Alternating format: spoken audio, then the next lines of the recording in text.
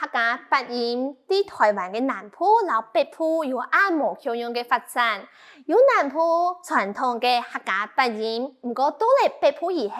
佢呢就结合了北港的客家八音了。一条嘅发展啊，都係因為各地嘅需求無共用，地區無共用，故所發展出來，當然就係無共用嘅形式咧。尤其呢，對我來講非常感動嘅係談出嚟告訴嘅小記以後，本來啲人講，原來全台灣有咁多嘅客家八音團，啲台灣各地啊，其實呢有眾多優秀嘅團隊繼續來做演出。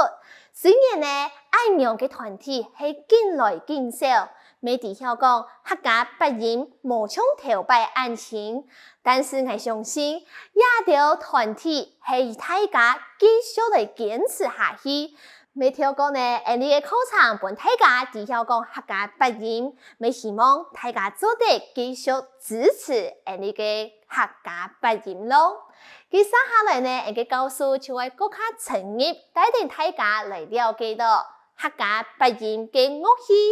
編制，還有佢哋嘅藝術無共用，影響嘅團隊演出，又會帶來哪條嘅音樂呢？一下我哋共下來認識，共下來了解咯。